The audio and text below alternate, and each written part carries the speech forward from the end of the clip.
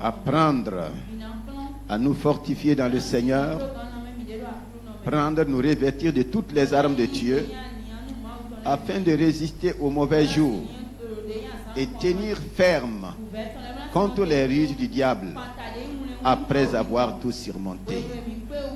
Voici le thème du mois. Ce matin, nous allons voir, derrière l'ennemi se cache le comble de richesse. Ah, ça a attiré l'attention de quelqu'un. On dirait que le thème a secoué quelqu'un. Derrière l'ennemi se cache le comble de richesse, le comble de bonheur. Veux-tu l'affronter? Est-ce que tu veux l'affronter? Quand un ennemi se lève dans ta vie, c'est qu'il veut te cacher quelque chose. Il veut t'empêcher d'atteindre quelque chose. Mais c'est que tu es courageux pour l'affronter. Nous allons lire dans 1 Samuel 17, le verset 16. 1 Samuel 17, le verset 16. Le Philistin s'avançait matin et soir, et il se présenta pendant 40 jours. Alléluia. Amen. Le Philistin s'avançait matin et soir, et il se présenta pendant 40 jours. Le chiffre 40 est tellement prophétique dans la Bible. Le chiffre 40, c'est la fin de beaucoup de choses à travers la Bible. C'est aussi le début de beaucoup de choses à travers la Bible. Et ce matin, le Seigneur dit, le Philistin s'avance à chaque jour, pendant 40 jours. Alléluia. Et je crois que le 40e jour a été la fin de ces avancées. Et je déclare que dans 40 jours, ceux qui s'opposent à ta vie, tu ne les verras plus. Alléluia. Pendant 40 jours, nous allons avancer. Verset 17. Verset 17. Isaïe dit à David son fils, prends pour tes frères ce tépha de grains rôtis et ces 10 pains et cours au camp vers tes frères. Porte aussi ces 10 fromages au chef de leurs milliers.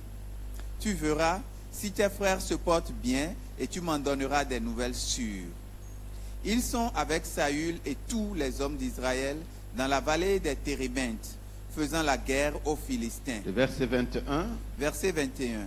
Israël et les Philistins se formaient en bataille, armée contre armée. Israël et les Philistins se formèrent en bataille, armée contre armée. Le verset 22 et suite. Verset 22 et suite. David remit les objets qu'il portait entre les mains du gardien des bagages et courut vers les rangs de l'armée. Aussitôt arrivé, il demanda à ses frères comment ils se portaient. Tandis qu'il parlait avec eux, voici le Philistin de Gath, nommé Goliath, s'avança entre les deux armées, hors des rangs des Philistins. Il tint les mêmes discours que précédemment, et David les entendit. À la vue de cet homme, tous ceux d'Israël s'enfuirent devant lui et furent saisis d'une grande crainte. Chacun disait, avez-vous vu s'avancer cet homme? C'est pour jeter à Israël un défi qu'il s'est avancé. Si quelqu'un le tue, le roi le comblera de richesses. Il lui donnera sa fille et il affranchira la maison de son père en Israël. Alléluia. Amen. Voici un grand défi. Mais derrière ce défi, On dit qu'il y a le comble de richesse.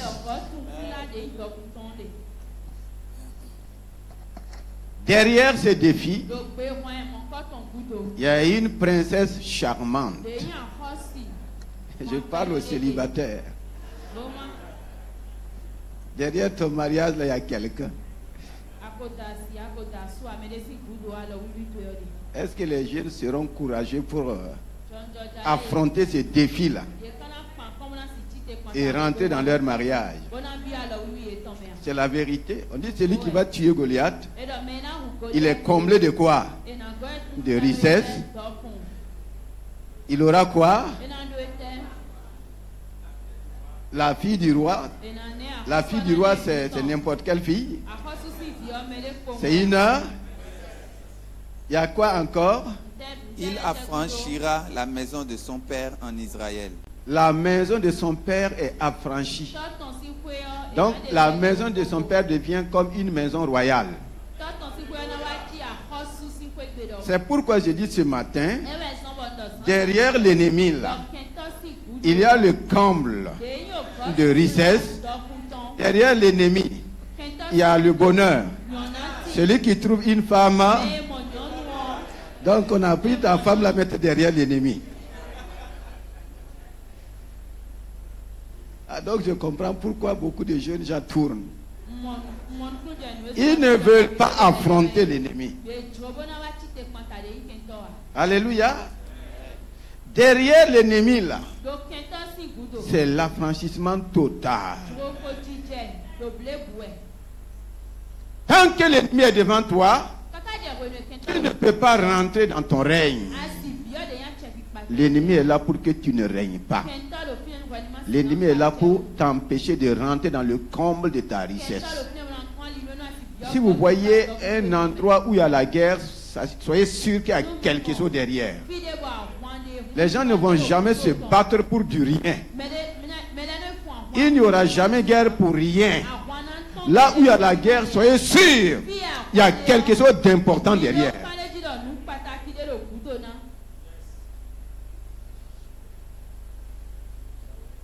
Derrière l'ennemi là, se trouve le comble de richesse. Donc l'ennemi est simplement un voile. Un voile. Derrière lequel se trouve quoi? Le comble de richesse, le comble du bonheur, le comble de la libération. Et on dit, celui qui va terrasser l'ennemi là, il rentre dans le comble des richesses, dans le comble du bonheur, et il est affranchi. Sa famille rentre dans la royauté. Est-ce que c'est important? Est-ce que tu veux affronter l'ennemi ce matin? Voici ce que le Seigneur nous révèle. Maintenant, comment affronter l'ennemi? C'est là qu'il faut mesurer les forces et comparer les armes. Et je crois que le plus fort va remporter. Demande à ton voisin qui est le plus fort.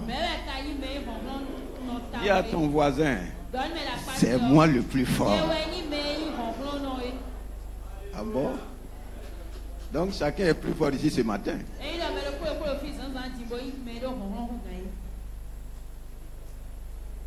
Alléluia. La parole de Dieu dit, le Philistin s'avançait chaque jour et tenait les mêmes propos. Tenait les mêmes discours. Chaque jour. Est-ce que tu n'entends pas les mêmes discours? Est-ce que tu n'entends pas les mêmes propos? On te dit les mêmes choses. Comme pour dire, tant que je suis là, tu ne peux pas bouger. Alléluia. Ah, c'est ce que Goliath a dit, non? Goliath était l'obstacle devant le comble de richesse, de bonheur et de l'affranchissement. Et il tenait les mêmes propos chaque jour. La Bible dit que l'armée était là aussi. Chaque jour, il faisait quoi? Voici l'ennemi tenait des discours et des propos insultants. Mais la Bible dit que chaque jour, il faisait des cris de guerre. Qu'est-ce qu'il faisait? Des cris de guerre. Permettez-moi de dire, c'est des cris de peur. Demande à quelqu'un, tu fais des cris de peur ou bien des cris de guerre?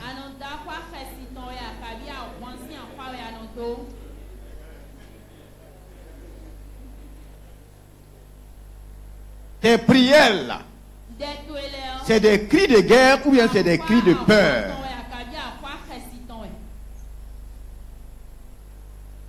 Nous n'avons pas de cris de guerre ni de cris de peur. Qu'est-ce que nous avons? Nous avons des cris de... Nous avons des cris de... C'est des cris de victoire que nous devons pousser. Parce que Christ a remporté toutes les victoires. Et chaque jour, c'est des cris de guerre. Ce qui révélait leur peur et ils vont l'exprimer, leur crainte. Le verset 24 dit, à la vue de cet homme, tous ceux d'Israël s'enfuirent devant lui et furent saisis d'une grande crainte.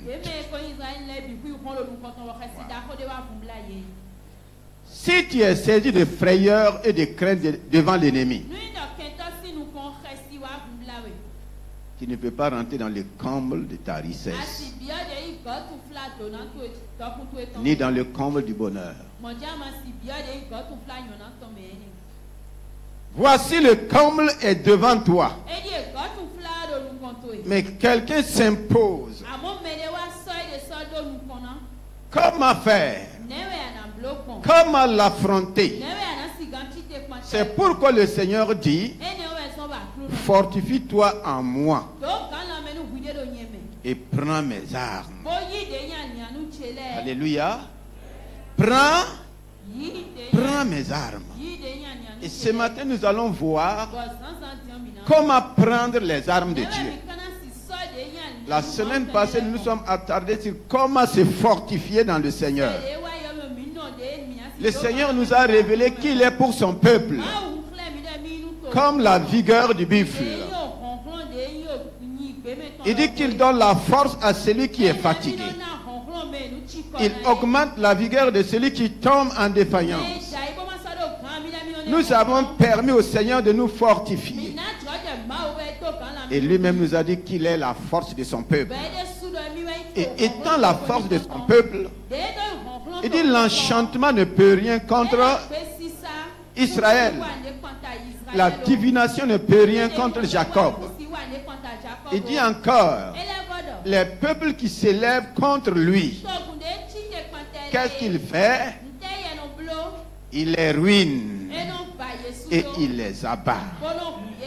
Alléluia. Il dit qu'il se couche comme un lion, comme une lionne. Qui le fera lever? Qui peut le faire lever? Qui peut le faire bouger? Qui peut le faire changer de place? Qui peut prendre sa place? Voici ce que le Seigneur est pour nous. Effectivement, c'est lui qui a dit, venez à moi.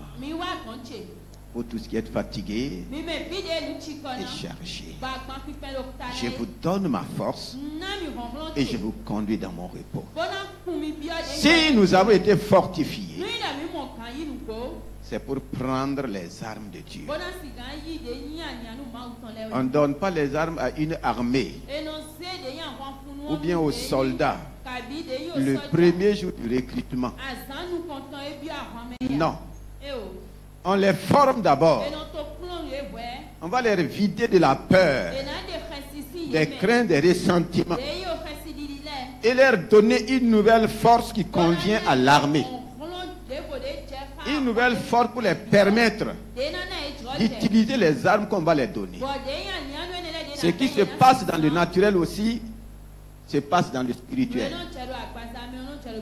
Comment prendre les armes de Dieu pour terrasser l'ennemi qui est derrière, qui se dresse, l'ennemi qui est comme un voile, qui cache tes trésors, ton bonheur et la libération de tes biens. Le verset 26. David dit aux hommes qui se trouvaient près de lui: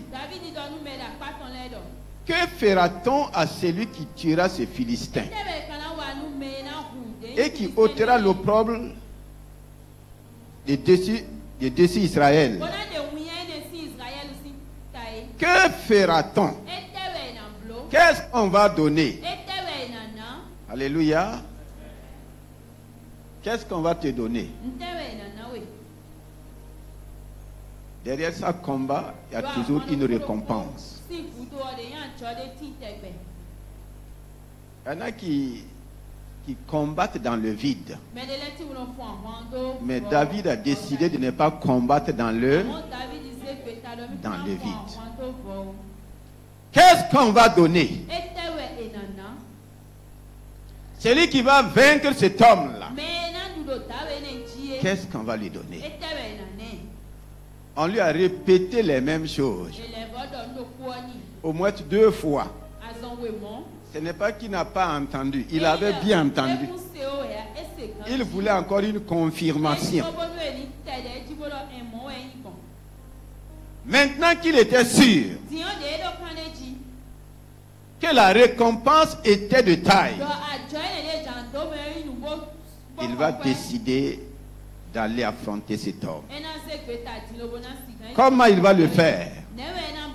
Le verset 28 et nous avançons jusqu'au verset 33. Verset 28 au 30.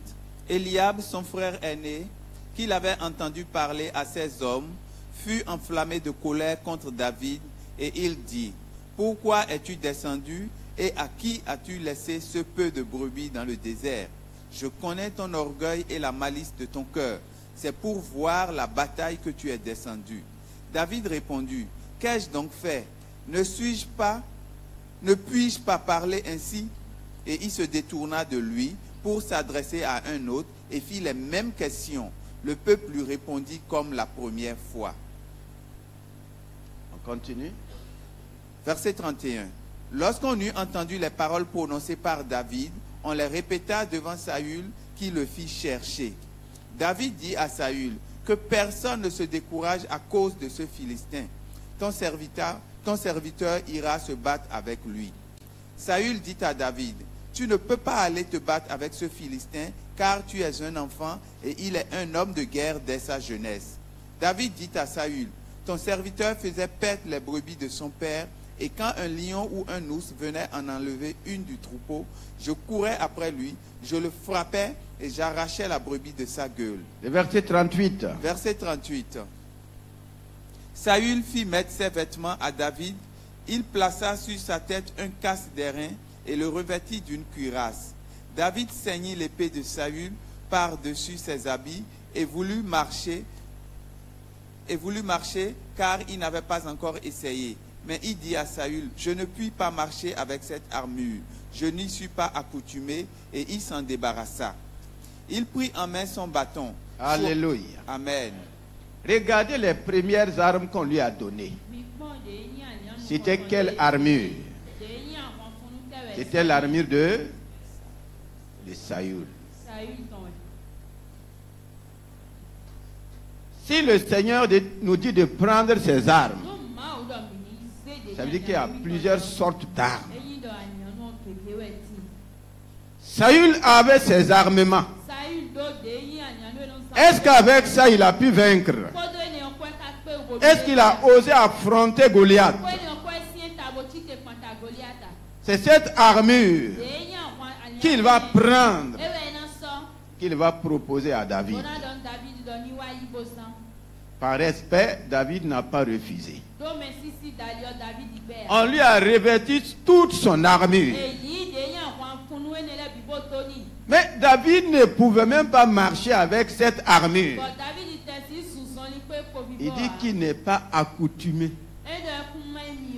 Il n'a pas été formé pour utiliser de telles armes. Alléluia. Est-ce que tu peux utiliser des armes dont tu n'as pas été formé pour les utiliser? Et le plus souvent, j'ai l'impression que nous utilisons des armes que nous ne connaissons pas. Ou bien nous avons souvent tendance à utiliser l'armure des autres. Il y a quelqu'un, ça ne marche pas. Si Saül n'a pas pu réussir avec ça, ce n'est pas toi qui vas réussir avec. David dit, je ne suis pas accoutumé à utiliser ces armes. Et je crois que l'armure de Saül était la meilleure armure parmi les armes des soldats, puisque lui il était le roi. Et David a dit non, cette armure ne me convient pas. Je ne peux pas l'utiliser. Alléluia. Il va utiliser maintenant quelle armure? Et c'est là que nous devrons comprendre. Quand on dit de prendre les armes de Dieu, ne continuons pas de prendre les armes charnelles. Ne cherchons pas à prendre les armes du monde. Ça ne va pas marcher. Tu ne pourras pas l'utiliser. Est-ce que l'armure de Saül était plus grande que l'armure de Goliath? Quand on va te décrire l'armure de Goliath, là, on dirait que ça pesait même comme une tonne. Alléluia. David a dit, je ne peux pas utiliser ces armes-là. Demande à ton voisin, tu utilises quel genre d'armes devant l'ennemi? Demande-lui encore, tu utilises les armes de qui?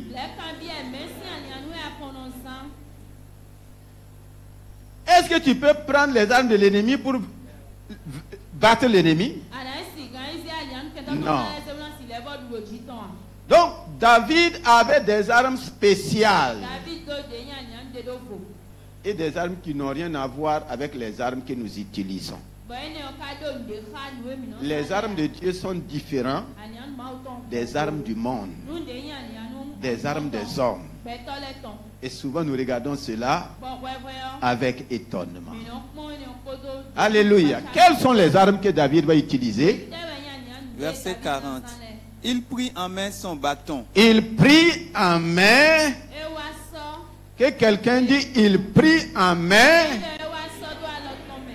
son bâton. Qu'est-ce que le bâton peut faire? Et le bâton là, c'est quoi? Le bâton ici là, c'est la croix.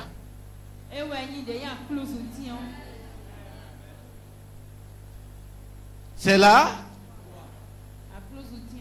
Toutes les armes de Dieu tirent leur efficacité à travers l'œuvre achevée de la croix. David a pris dans sa main quoi?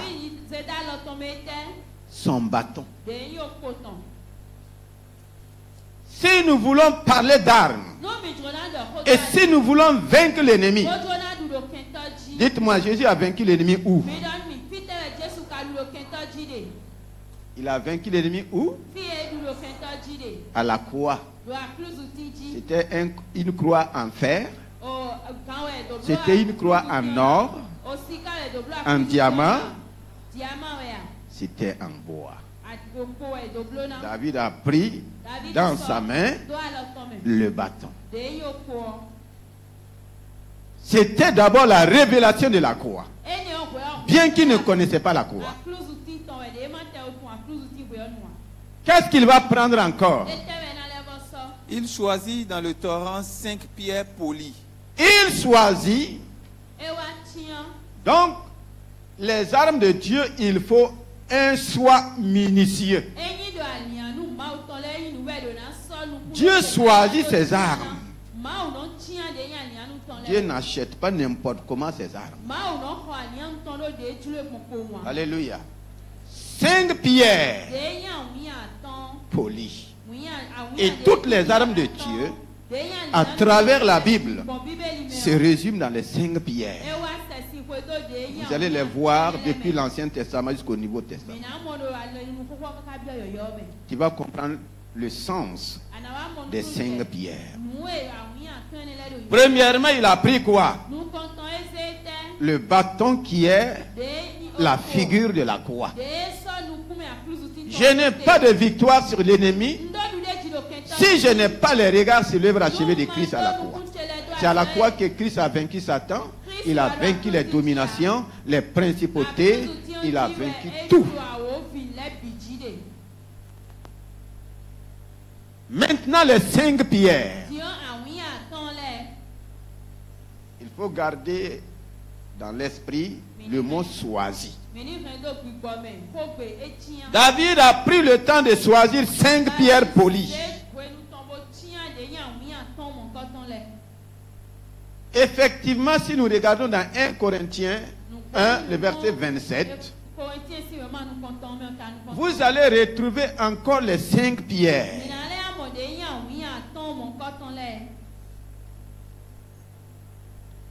1 Corinthiens 1, le verset 27.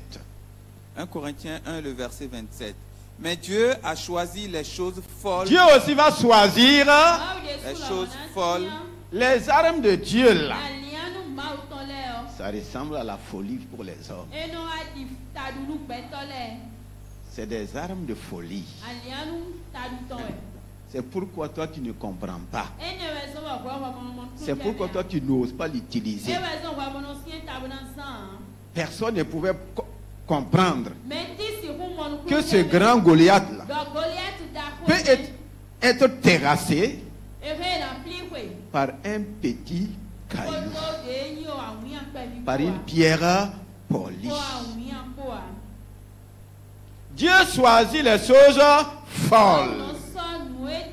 Il faut marquer les choses folles.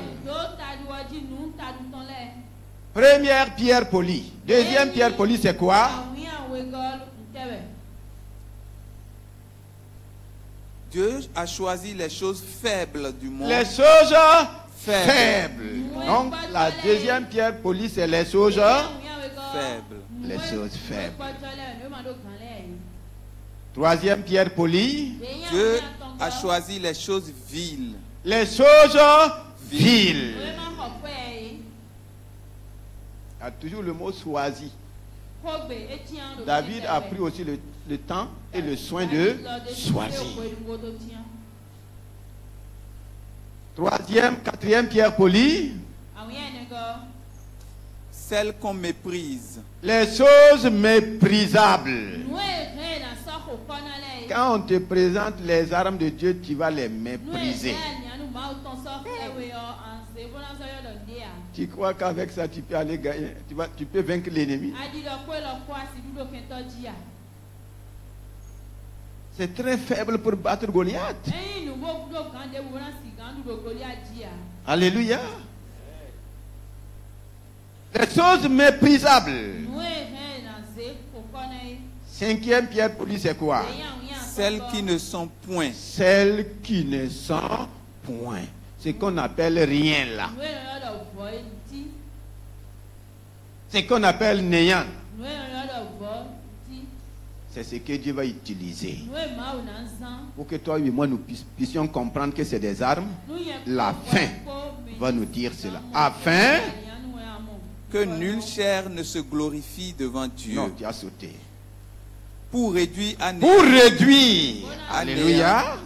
Celles qui pour réduire. Pour réduire à néant celles qui sont.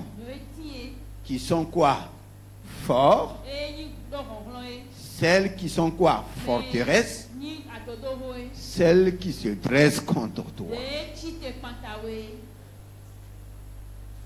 Je suis en train de nous décrire les armes de Dieu. Alléluia. Voici l'armée de Saül. Et ils avaient des lances. Ils avaient des boucliers. Ils avaient des épées. Mais face à ce grand Goliath,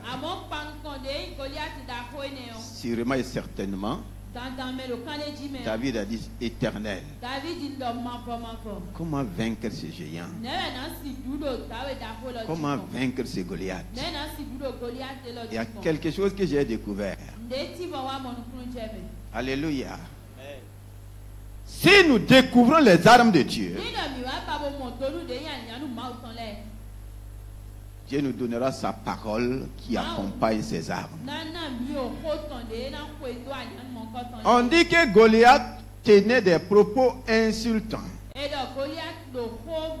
humiliants. Et il se permettait de dire à l'armée de Saül, n'êtes-vous pas les esclaves de Saül? Donc des militaires qu'on appelle des esclaves. Et ça affectait l'armée. Mais quand David est arrivé, insulte contre insulte, qu'est-ce que lui va déclarer? Goliath dit que l'armée de Saül sont des esclaves. Qu'est-ce que lui va dire à Goliath? Qu'il est un incirconcis. Peut-être que tu ne comprends pas le sens profond de incirconcis. Demande à quelqu'un, est-ce que tu comprends le sens profond de incirconcis?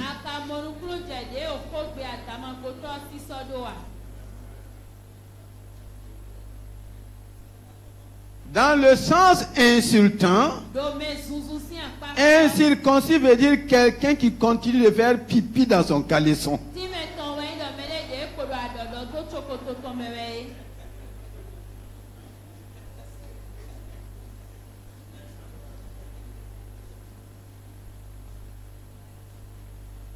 Qui fait pipi dans le caleçon? Ce n'est pas pipi au lit ici.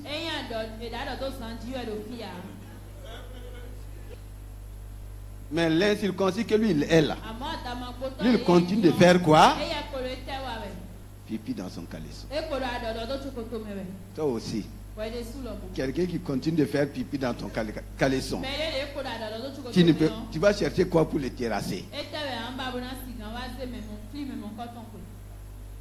Qu'est-ce qu'il faut pour terrasser une telle personne?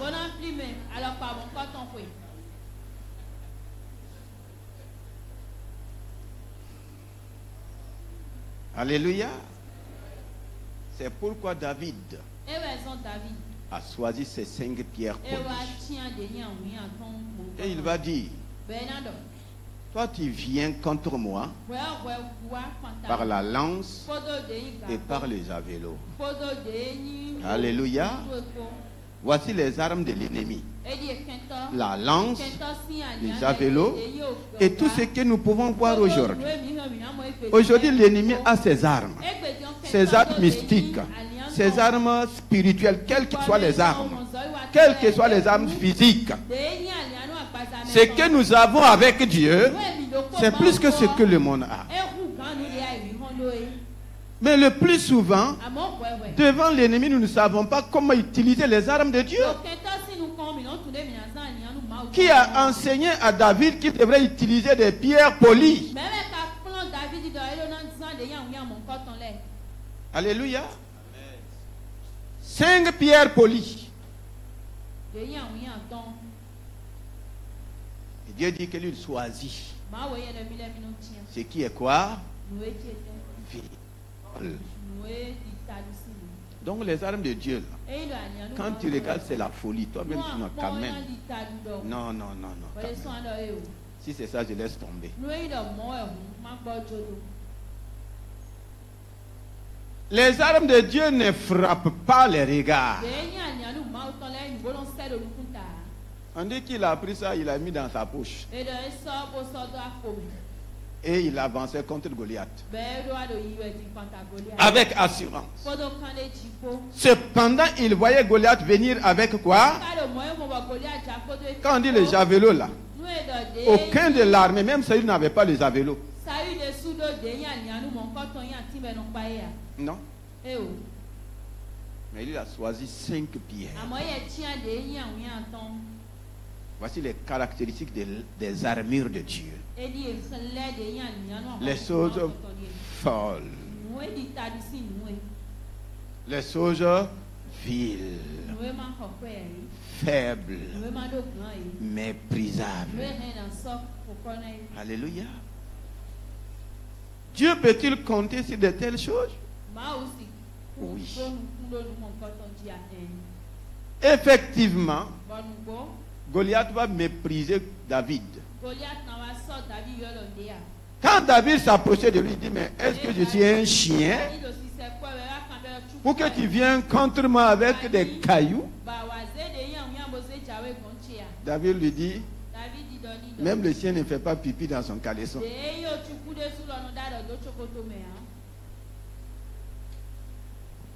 Alléluia.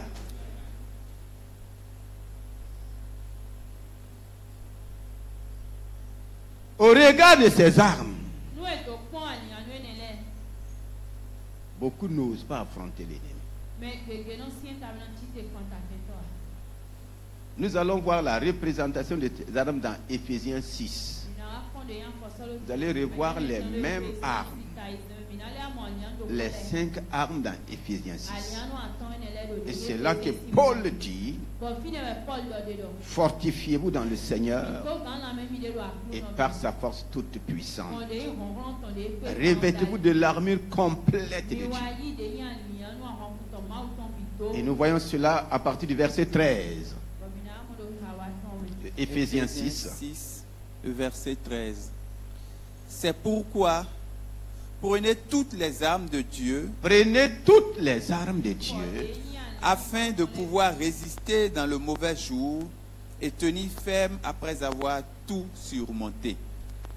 Tenez donc ferme. Ayez à vos reins la vérité pour ceinture. Il faut noter la vérité pour ceinture. Aujourd'hui, la vérité est une arme puissante du Seigneur.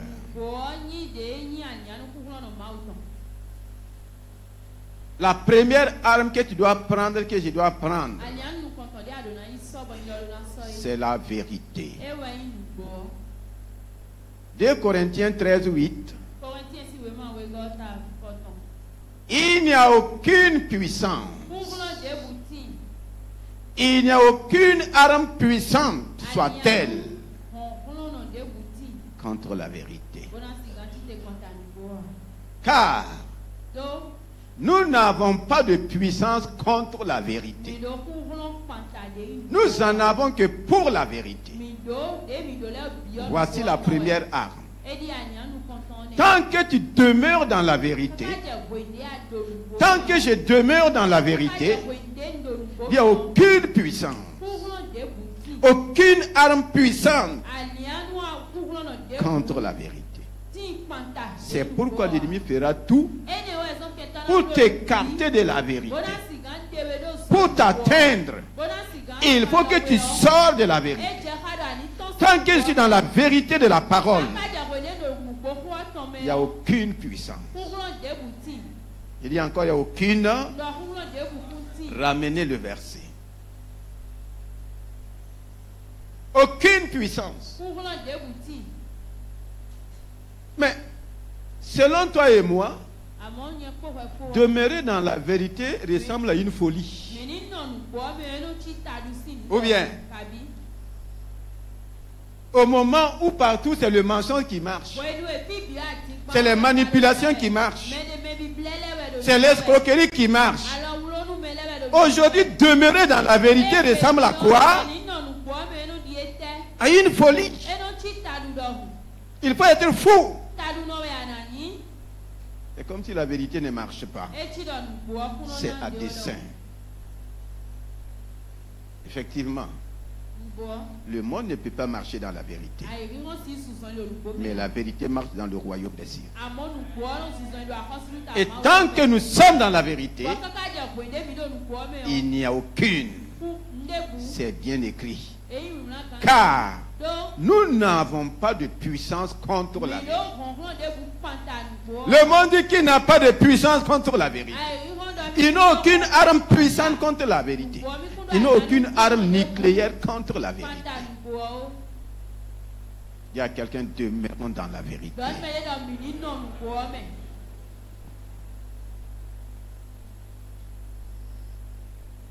Prenez la ceinture de vérité. Ça veut dire restons attachés à la vérité. Pendant la Deuxième Guerre mondiale, un homme de Dieu avec sa famille à Berlin, dans leur immeuble, ils ont ouvert la Bible sur Ésaïe 54. Toute arme forgée contre toi sera sans. C'est une vérité ou bien c'est pas une vérité? Ça vient de Dieu ou bien ça ne vient pas de Dieu? Pendant que les bombes pleuvaient sur les immeubles, pendant que les immeubles s'écroulaient partout, et ils étaient dans leur immeuble avec cette parole, ils étaient autour de cette parole. Seigneur, ta parole est la vérité. Alléluia. Je nous demande, David a utilisé combien de pierres pour terrasser Goliath? La première pierre a suffi. La pierre de la vérité a suffi pour terrasser Goliath. Si je demeure ferme dans la vérité, attaché à la vérité, aucune puissance. Il y a quelqu'un, aucune puissance contre la vérité. Maintenant, est-ce que tu as la vérité en toi? Aucune. La deuxième arme, c'est quoi? Revêtez la cuirasse de la justice. La cuirasse de la justice. Vivre dans la justice aujourd'hui ressemble à une faiblesse. Ça ressemble à quoi? Une faiblesse. Quand même toi aussi. Ça ne marche pas. La justice du monde est corrompue. Alléluia. La ceinture de vérité, la cuirasse de la justice. Nous avons été justifiés en Jésus devant toute forme d'injustice. Demeurons dans la justice en Christ. Devant toute forme de mensonge, demeurons dans la vérité. C'est les armes que Dieu nous a données. Si nous mettons de côté ces armes, nous n'allons pas être mieux que le monde. C'est pourquoi nous subissons les mêmes choses que le monde. C'est pourquoi nous tombons comme le monde. Nous souffrons comme le monde. Nous n'arrivons pas à terrasser nos Goliaths pour aller prendre possession de nos richesses, de notre bonheur. Troisième arme. Mettez pour chaussure à vos pieds le zèle que donne l'évangile de paix. L'évangile de paix. Combien annonce l'évangile? Combien sont zélés? L'évangile de paix, c'est quoi? C'est la bonne nouvelle.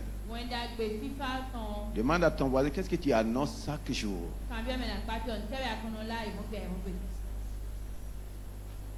La bonne nouvelle est le propre de quel royaume? Royaume? Royaume de Dieu. Mais chaque jour, toi, tu annonces la nouvelle de quel royaume? Toi, tu divulgues les informations de quel royaume? Tu donnes le message de quel royaume? Ici, ce n'est pas évangélisation d'abord, bien que l'évangélisation fait partie. Quels sont les messages que nous divulguons? On n'utilise pas les armes que Dieu nous donne. Tu n'annonces pas la bonne nouvelle à ta propre maison. Tu n'annonces pas la bonne nouvelle à ta propre vie, à ton propre corps. Tu annonces la nouvelle du monde. Le diagnostic des médecins, c'est ce que tu proclames sur toi. Ah, on a dit que je suis ceci. On a dit que j'ai ceci. Mais tu n'annonces pas la bonne nouvelle que ton royaume dit de toi. Comment tu veux vaincre? Voici les armes. C'est pas pistolet. C'est pas Kalachnikov. C'est pas char blindé. Mais c'est plus que ces choses.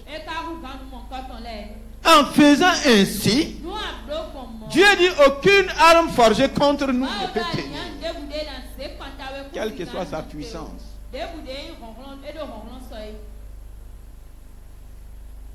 Le fait que tu ne peux pas aller évangéliser et le fait que toi-même tu ne t'annonces pas la bonne nouvelle. Est-ce que tu parles bien de ton corps? David était l'homme approprié pour nous enseigner. Il parle bien de son corps. Je suis une créature si merveilleuse. Même si son visage était rempli de boutons noirs. Je suis une créature si merveilleuse. Il dit à son âme, bénis l'Éternel. N'oublie aucun de ses bienfaits. Alléluia. C'est David qui a dit que quand lui il se réveille là, dès mon réveil, je me rassasie de ton image. Je me rassasie de quoi? Quand lui il se réveille, c'est pas café noir, c'est pas pâte noire, c'est pas télibor. Oyo tolibor ya. Ce n'est pas la pâte noire.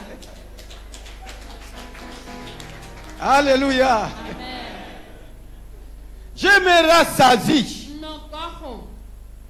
Avant même d'aller laver son visage là, il commence à se rassasier de bonnes paroles. Quel que soit ce qu'il ressent, commence à proclamer sur lui-même. L'image de Dieu, c'est ce que Dieu est. Et Dieu dit que nous sommes aussi à son image. Est-ce que Dieu est dans la défaite? Est-ce que Dieu est malade? Est-ce que Dieu est maudit? Je me rassasie. Ce mois-ci, nous devrons apprendre à prendre les armes de Dieu. Quatrième arme. Prenez par-dessus tout cela le bouclier de la foi. Le bouclier de la foi. La foi est un bouclier. Alléluia. Aujourd'hui, le monde a des boucliers. Boucliers anti-missiles, drômes de fer. Dieu nous a donné plus que ces armes. Avec la foi, même si on te jette dans une fournaise ardente, dans n'importe quel feu, ta foi en Dieu là, Dieu qui est un feu dévorant,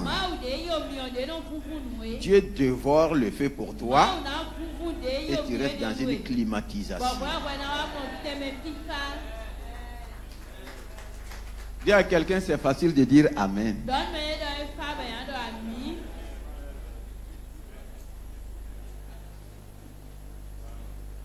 C'est même facile d'enseigner. Il faut vivre. Il faut pratiquer. Le bouclier de la foi.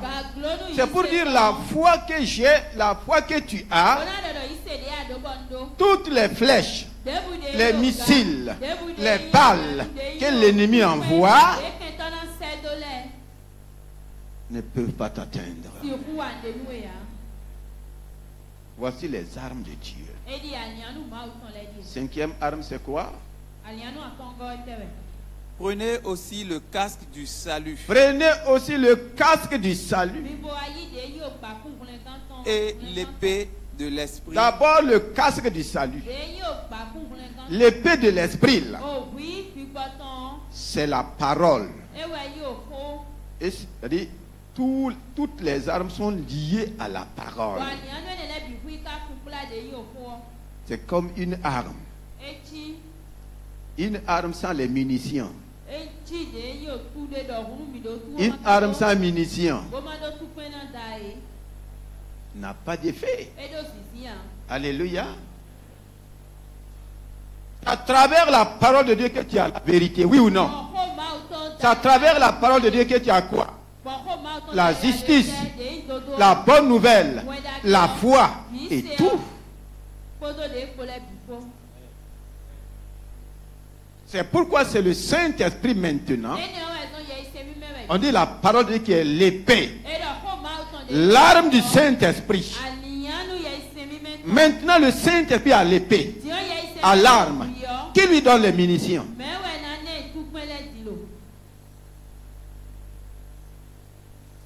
Alléluia. Maintenant, quand David a pris ses 5 pierres polies, il a dit à Goliath, aujourd'hui, on saura. Alléluia. Aujourd'hui, toi l'ennemi qui se cache derrière toutes mes richesses là, l'ennemi qui se cache derrière ce comble de richesses, aujourd'hui, je couperai ta tête. Dites-moi comment avec 5 pierres polies on peut couper la tête d'un Goliath. Mais la parole, c'est une épée. La parole est quoi? Est-ce que ce matin, tu vas utiliser la parole pour couper la tête de Goliath qui se dresse devant toi contre tout ce que Dieu t'a donné? Il dit aujourd'hui, ce n'est pas demain. Le jour qu'il est arrivé au camp là, c'était le 40e jour. Il dit 40e jour là, c'est la fin de Goliath. Et le 40e jour, c'est le début de mon comble de richesse. C'est le début de mon comble de bonheur. Est-ce que ce matin, il va faire comme lui? Il a d'abord lancé la parole épée. Aujourd'hui, je couperai ta tête. Il n'avait pas d'épée. Il avait un bâton, 5 pierres polies, une gibetière. Mais il déclare, c'est ça la folie. C'est ce que toi tu ne veux pas faire. C'est ça la folie. On dit les armes de Dieu, ça commence par la folie. Il n'a pas d'épée. Il n'a pas de lance. Il n'a rien de fer. Mais il se tient. Il dit, aujourd'hui, est-ce que son doigt peut couper la tête de Goliath? Aujourd'hui, là, je couperai ta tête. Et je vais donner ton corps aux oiseaux du ciel. Si tu ne le fais pas aujourd'hui, c'est pas demain. Dis à quelqu'un, si tu ne le fais pas ce matin, là, c'est pas demain.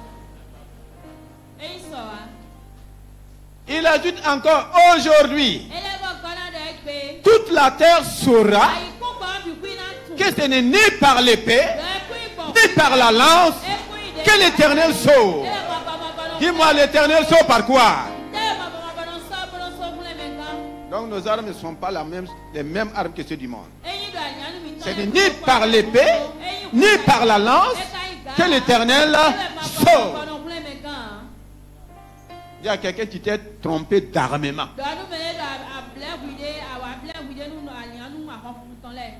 Toi, tu veux t'appuyer sur des lances, sur des épées. C'est pourquoi l'ennemi est toujours contre toi. C'est pourquoi il est toujours derrière toi. Est-ce que ce matin, tu vas te tenir comme David? Goliath, aujourd'hui, là, c'est pas demain. Je coupe ta tête. Je coupe ta tête. Je vois déjà la tête de ton Goliath coupée.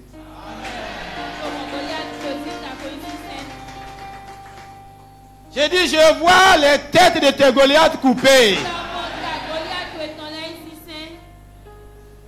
Il dit, aujourd'hui, il y a trois aujourd'hui dans ces paroles. Toute la terre saura que la victoire appartient à l'Éternel. Alléluia. Donc la victoire là, ce n'est pas à David. La victoire là, ce n'est pas dans son bâton. La victoire n'est pas dans ses pierres. La victoire appartient à quelqu'un. C'est qui? L'Éternel. Est-ce que toi tu connais l'Éternel? Toute la terre saura que la victoire. Toute la terre saura. Tout Cotonou saura. Tout le Bénin saura que ma victoire là vient de Jésus-Christ. Alléluia. C'est pourquoi le Seigneur dit que lui, ses armes ne sont pas charnelles. Les armes avec lesquelles nous combattons ne sont pas. C'est pas charnel. C'est pas épée, c'est pas lance. Nous admirons. Quand tu rentres dans les réseaux, tu veux rapidement voir les chars blindés du monde, les avions F-16 ou bien c'est F quoi? C'est pas ça qui va te sauver. Dis à quelqu'un, c'est pas ça qui va te sauver. Toute la terre sait. C'est à moi, c'est à toi d'amener la terre là. De savoir que les armes qu'ils utilisent, ce n'est pas des armes de salut. Ce n'est pas des armes qui vont sauver. Ils ne font que détruire. Ils ne font que détruire et jamais construire. À ton tour maintenant de jouer. David a joué. David a terrassé son Goliath. Ce n'est plus David qui est là aujourd'hui. C'est toi. Qui est le Goliath de ta vie? Qui est le Goliath de ta famille? Jeunes gens, Goliath a dit, tant que je suis là, tu ne vas pas te marier. Wow. Goliath a fait comme ça. Tu veux te marier? Il faut déplacer Goliath. Soit tu coupes la tête de Goliath, soit tu ne vas pas te marier. Sinon, qu'est-ce qui te bloque? Tu n'as pas l'âge. Tu n'as pas l'âge de te marier. Ton Goliath là, c'est quoi? Qu'est-ce qui t'empêche de travailler, de réussir? Qu'est-ce qui te maintient dans la pauvreté? C'est la volonté de Dieu que tu sois pauvre? Quel est le Goliath qui se dresse devant toi pour dire tu ne peux pas rentrer dans le comble de ta richesse? Dieu a voulu combler tout homme de richesse. Tu vas voir des aveugles comblés de richesse. Tu vas voir des paralytiques comblés de richesse.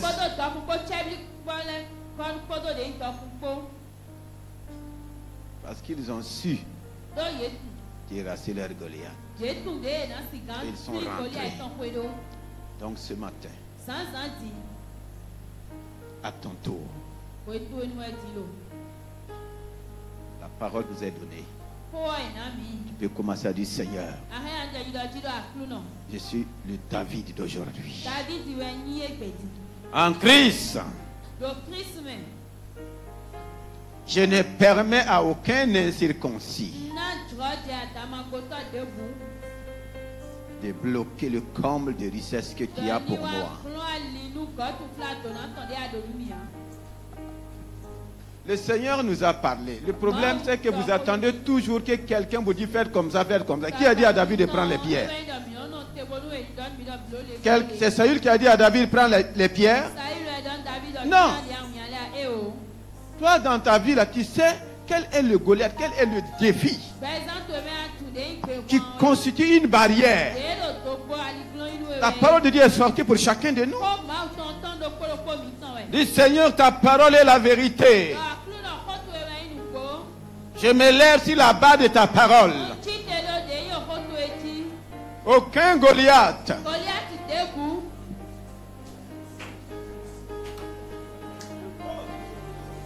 je vais te voir prier. Reconnais que Dieu a le comble de richesse pour toi.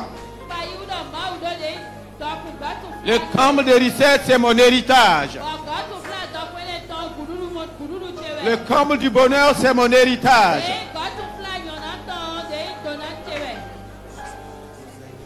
Ce matin, je me lève sur la base de la parole de Dieu. Les incirconcis, c'est ceux qui ne connaissent pas Christ. Les incirconcis, c'est la puissance occulte que tu ne vois pas de tes propres yeux. Les incirconcis, c'est les dictateurs invisibles.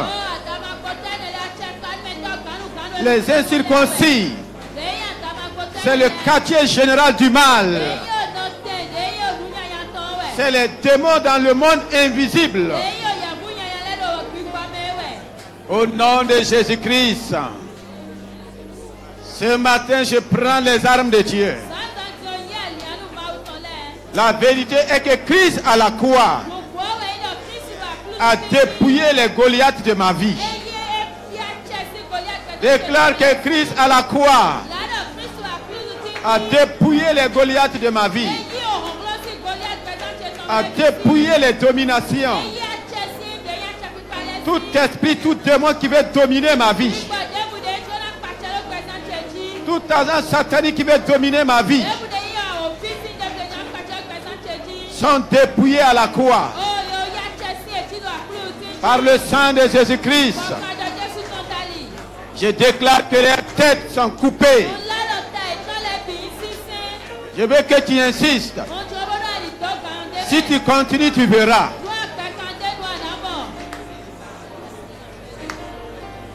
La tête de Goliath est coupée.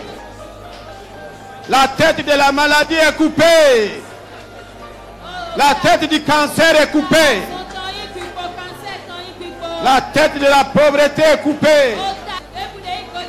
Par le sang de Jésus-Christ. Je livre ta tête. Je coupe ta tête. Et je livre ton corps aux oiseaux du ciel. Tout Goliath qui se dresse devant moi. Tout Goliath de blocage dans ma vie. Tout Goliath de barrière. Au nom de Jésus-Christ de Nazareth. Par le sang de la croix. Vous êtes taillés en pièces. Vous êtes taillés en pièces. Oh sharabarinda kandere korabaleshna shaka. Andere komamashi. Dai sharabaleko. Deis komancha ila maleka. Aucun ennemi ne peut me résister. Que tout voile soit ôté. Ce matin, je vais être en possession comme des richesses que le Père m'a donné. Les Goliaths sont écartés. Les méchants sont écartés. La puissance occulte est dépouillé à la croix. La puissance de la sorcellerie dépouillée à la croix. Le cancer est dépouillé à la croix. Le diabète dépouillé à la croix. La stérilité dépouillée à la croix. Oh, Rabale Kamba Chandere Kababashiki. Revaloshi.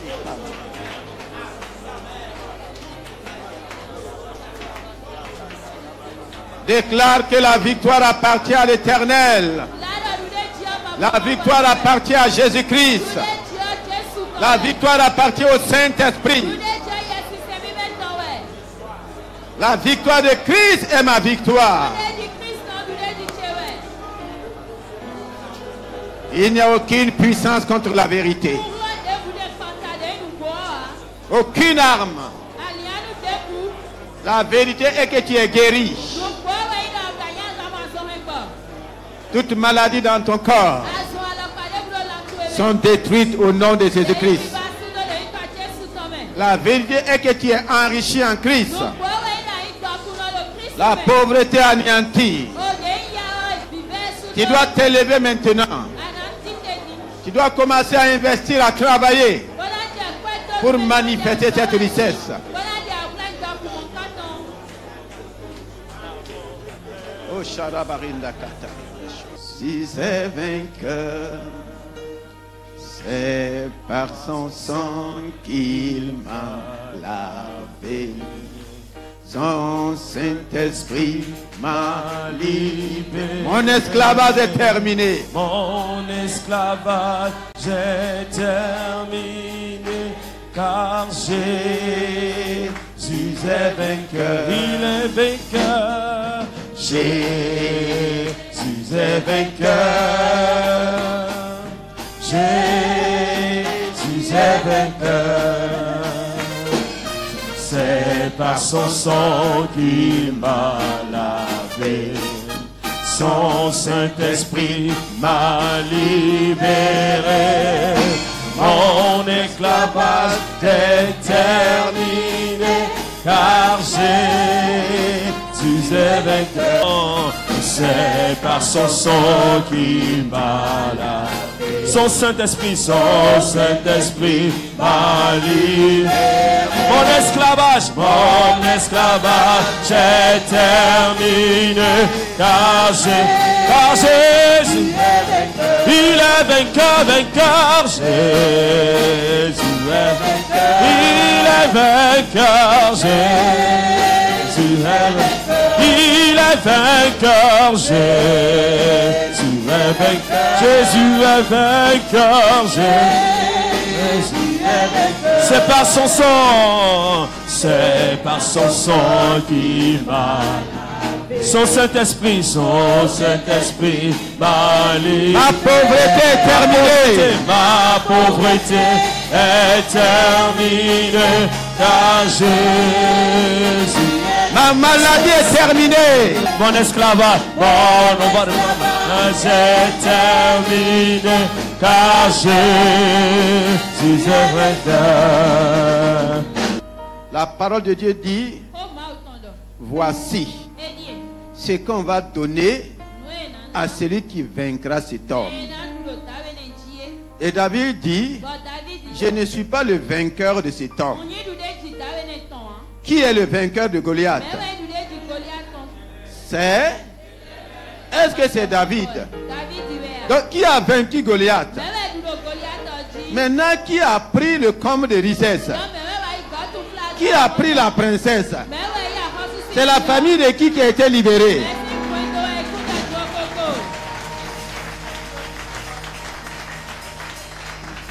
Tous les ennemis que tu vois là, ce n'est pas toi le vainqueur. C'est Christ le vainqueur. Et Christ les a vaincus.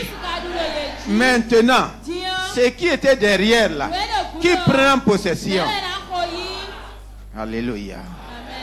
De façon prophétique. C'est vrai que tu prends ça au sérieux. Et si tu crois, tu verras.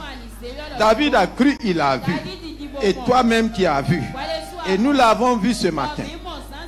Il faut qu'on voit pour toi aussi. Alléluia. Là où tu te tiens, tu vas dire: ma victoire appartient à Christ. Christ a vaincu pour moi. Je prends la récompense. Quelle est la récompense que tu veux prendre? Quel est l'ennemi devant lequel tu te tiens? Je veux que vous appreniez. Il ne faut pas que tout le temps, quand on vous amène à dire, ça ne vient pas de vous. Mais quand vous-même, vous rentrez dans votre cœur, vous faites sortir les choses, ça touche le ciel et le ciel répond. Pourquoi tout le temps on fait ça ne vient pas de vous? Si ça vient de vous, vous allez voir des résultats. Tout le temps on proclame. Mais on sent que ça ne vient pas de votre cœur. Ou bien, si ça vient de ton cœur, moi je ne connais pas tous tes Goliaths. Mais toi tu les connais. Ou bien, est-ce que Christ n'a pas vaincu pour ta guérison? Il déclare cela, il dit, maintenant là, je prends ma guérison. Je prends le comble de mes richesses. Donc élève ta voix, que toi-même tu parles. Et moi aussi je vais parler. Au Seigneur ce matin, de même que David a vaincu Goliath, il a pris possession du comble de richesse de la princesse et sa famille a été affranchie. Je libère, Seigneur, le comble de richesse que l'ennemi avait embrigadé, que l'ennemi avait caché. Le Seigneur, toutes les richesses en Christ, toutes les richesses. Donc Christ a payé le prix pour moi, pour ton peuple, pour ma soeur, pour mon frère, pour ma famille. Je déclare que la victoire appartient à Christ. Christ a vaincu. Je prends, Seigneur, je rentre en possession de toutes les richesses du royaume en Christ. Rien ne peut m'arrêter. Il n'y a plus de Goliath devant moi. Il n'y a plus de sorciers devant moi. Il n'y a plus de méchants devant moi. Il n'y a plus de barrières. Il n'y a plus de liens. Seigneur, tu les as vaincus. Je rentre en possession. Possession de la bonne santé. Possession, Seigneur, de toutes les richesses concernant mon âme. De toutes les richesses concernant mon esprit. De toutes les richesses concernant ma famille. Seigneur, ma famille est libérée de toute l'emprise du diable. Orikababa shende elo shadabale. Mandere pababale kataya. Ribalo shadabakana. Orabashakana. Seigneur Saint-Esprit, manifeste la guérison dans le corps ce matin. Manifeste la guérison, la délivrance. Manifeste la restauration. Il n'y a plus de liens, il n'y a plus de barrières. Les chaînes sont brisées. Les Goliaths sont terrassés. Que la vie soit manifeste maintenant.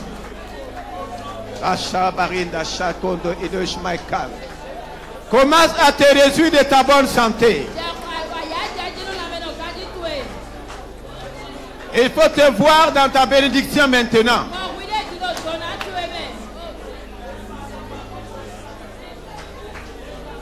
David savait que très prochainement son mariage sera célébré.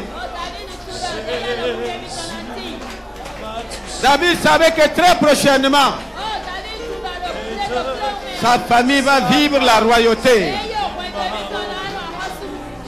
Oh Seigneur, merci. Et manifester cela pour ton peuple. Reçois la gloire au nom de Jésus-Christ. Amen.